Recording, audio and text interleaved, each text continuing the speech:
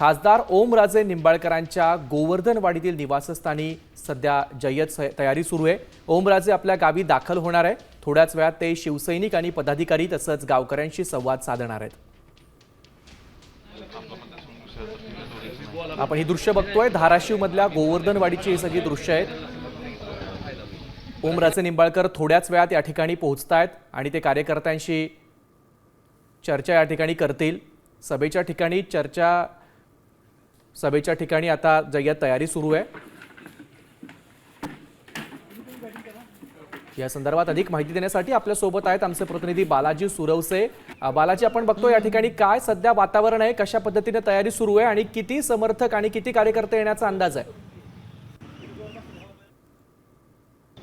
नक्की आपण जर पाहिलं तर ओमराजे निंबाळकर हे आता काही वेळामध्ये त्यांच्या धाराशिव तालुक्यातील गोवर्धनवाडी या गावामध्ये पोहोचणार आहेत। मी आता त्या गावामध्ये आहे, त्यांच्या निवासस्थानासमोर आहे। आपण जर पाहिलं तर मोठ्या प्रमाणावर पदाधिकारी कार्यकर्ते जे आहेत ते शिवसैनिक आहेत ते जमायला या ठिकाणी सुरुवात झालेली आहे। आपण जर पाहिलं तर त्यांच्या निवासस्थानामध्ये जय्यत अशी तयारी देखील करण्यात आलेली आहे।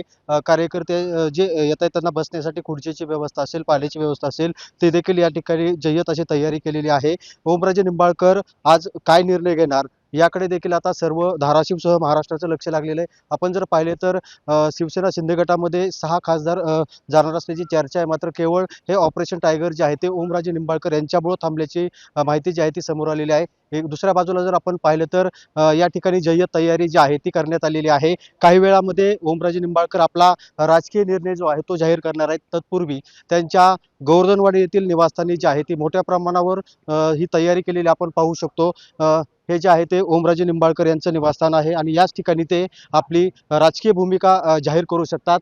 दुसऱ्या बाजूला जर आपण पाहिलं तर तानाजी सावंत देखील पुण्याकडून धाराशिवकडे निघालेले आहेत। काही वेळात ते देखील धाराशिवला पोहोचणार आहेत आणि त्या दोघांची आज भेट देखील होणार असल्याची माहिती जी आहे ती समोर आलेली आहे। त्यामुळे आता ओमराजे निंबाळकर नेमकं काय निर्णय घेणार ते उद्धव ठाकरेंची साथ देणार की नक्कीच धन्यवाद दिलेला आहे अधिक माहितीसाठी।